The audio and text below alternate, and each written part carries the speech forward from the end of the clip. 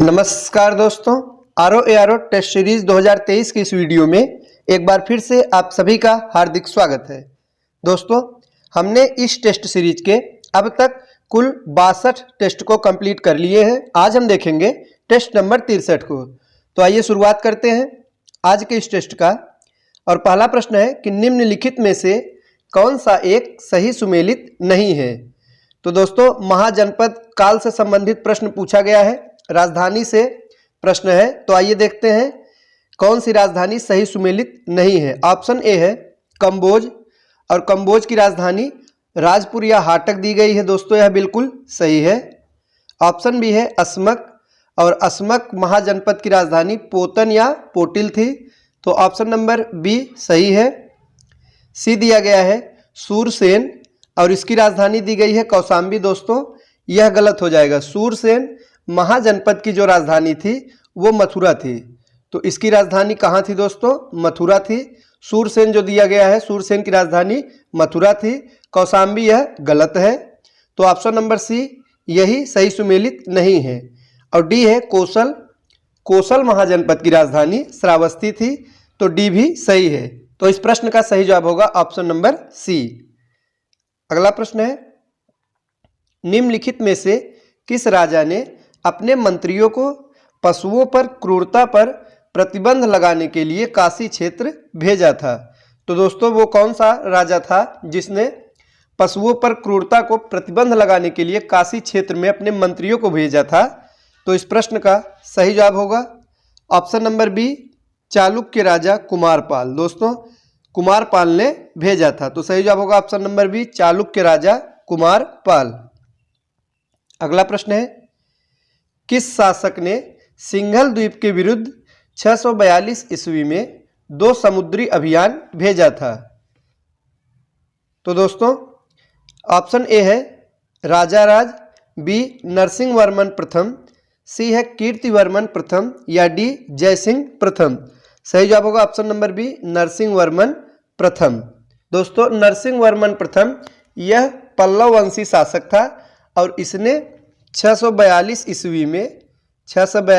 ईस्वी में सिंघल द्वीप के विरुद्ध 2 समुद्री अभियान भेजा था।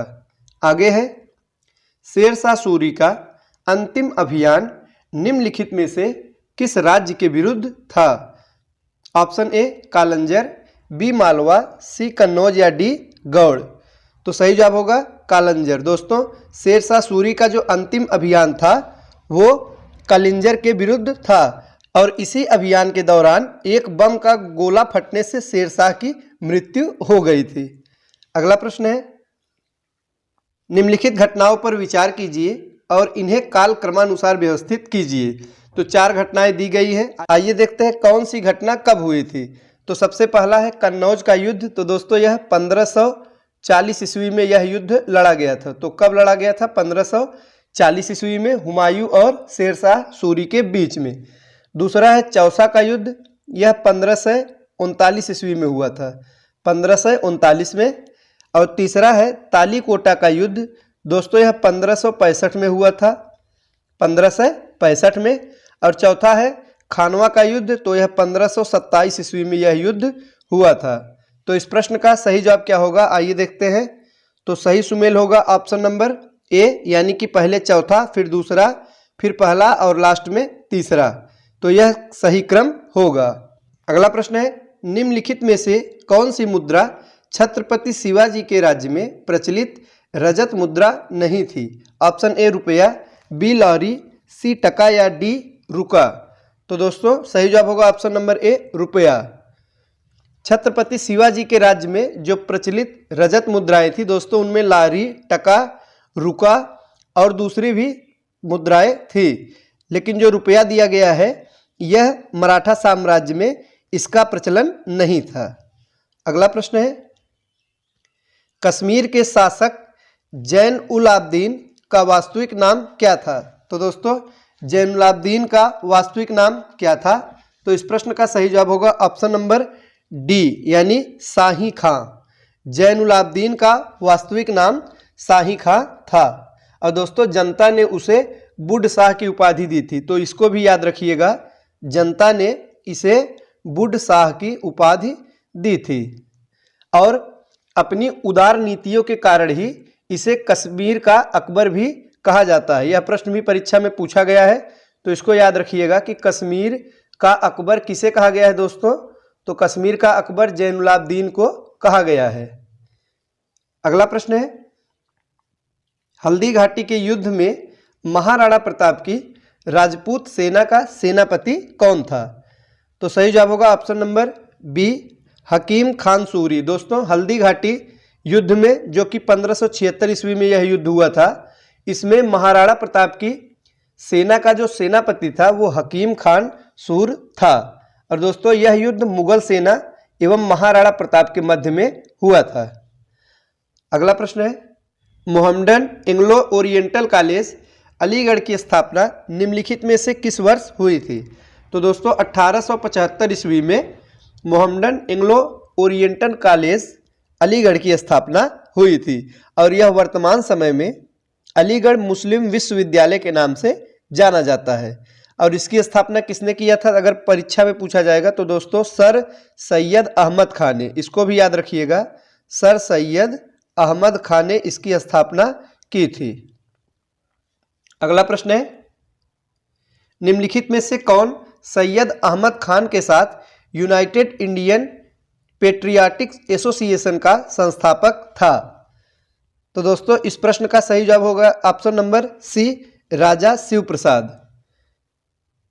अगला है, लखनऊ में स्थापित अखिल भारतीय किसान कांग्रेस के महासचिव के रूप में निम्नलिखित में से किसे चुना गया था? तो दोस्तों किसको चुना गया था? तो इस प्रश्न का सही जवाब होगा ऑप्शन नंबर बी, एनजी रंगा।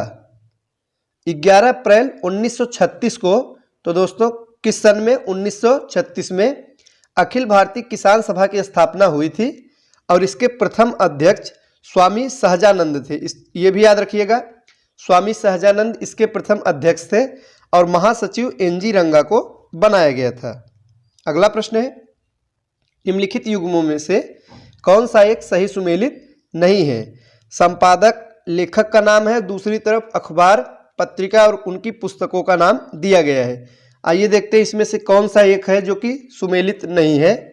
ऑप्शन ए है अरविंदो घोष और इनकी जो पत्रिका है दोस्तों वंदे मातरम है, तो यह बिल्कुल सही है, ऑप्शन नंबर ए यह सही सुमेलित है।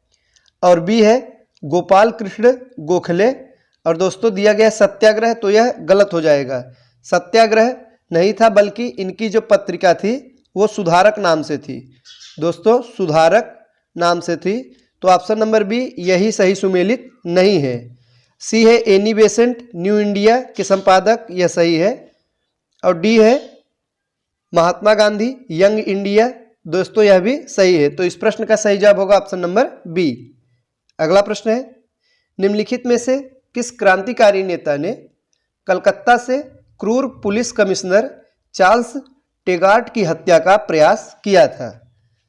तो दोस्तों इसका सही जवाब होगा option number D, Gopinath Saha ने। दोस्तों गोपीनाथ साहा ये एक बंगाली युवक क्रांतिकारी थे और इन्होंने कलकत्ता के जो पुलिस कमिश्नर तत्कालीन थे चार्ल्स टेगार्ट, तो उनके बढ़ते अत्याचार से परेशान होकर उनकी हत्या करने का प्रयास किया था। आगे है, सविनय अवज्ञा आंदोलन के संदर्भ में निम्नलिखित कथनों में से कौन सा सही है? तो आइए देखते हैं, सविनय अवज्ञा आंदोलन से संबंधित दो कथन दिया गया है, इसमें से कौन सा सही कौन सा गलत है? पहला कथन है, महात्मा गांधी को नमक कानून तोड़ने के विरोध में सजा नहीं दी गई थी। तो दोस्तों यह कथन बिल्कुल गलत है। सविनय अवज्ञा आंदोलन की शुरुआत 12 मार्च 1930 को, तो दोस्तों डेट याद रखिएगा, 1930 12 मार्च को गांधी जी के नेतृत्व में साबरमती आश्रम जो कि गुजरात में है वहां से इस आंदोलन की शुरुआत हुई थी और गांधी जी को नमक कानून तोड़ने के विरोध में गिरफ्तार कर लिया गया था और उन्हें जेल में डाल दिया गया था। तो पहला कथन जिसमें कहा गया है कि गांधी जी को कोई भी सजा नहीं दी गई थी, यह गलत है, उनको जेल में डाला गया था। आइए देखते हैं दूसरे कथन में क्या कहा गया है। दूसरा कथन है कि मदन मोहन मालवीय, देवदास गांधी और के एम मुंशी को नमक कानून तोड़ने पर सजा दी गई थी। तो दोस्तों दूसरा कथन यह बिल्कुल सही है, इनको नमक कानून तोड़ने के कारण सजा दी गई थी। तो इस प्रश्न का सही जवाब क्या होगा? इसका सही जवाब होगा ऑप्शन नंबर बी, यानी कि केवल 2 जो कथन दिया गया है दूसरा वह सही है। अगला प्रश्न है, इनमें से कौन सा दर्रा पश्चिमी घाट पर्वत श्रृंखला में नहीं है? तो आइए देखते हैं इन दर्रों में से कौन सा दर्रा है जो कि पश्चिमी घाट पर्वत श्रृंखला में नहीं है। सही जवाब होगा ऑप्शन नंबर सी, खैबर दर्रा। दोस्तों पश्चिमी घाट का विस्तार यह गुजरात से केरल तक फैला है और इसमें अनेक घाटी हैं और दर्रे हैं जिनमें थाल घाट, भोर घाट, पाल घाट ये सभी हैं, किंतु जो खैबर दर्रा दिया गया है दोस्तों यह पाकिस्तान में स्थित है। तो इस प्रश्न का सही जवाब होगा ऑप्शन नंबर सी। तो दोस्तों ये थे आज के महत्वपूर्ण प्रश्न। मिलते हैं अगले वीडियो में कुछ नए प्रश्नों के साथ, तब तक के लिए नमस्कार।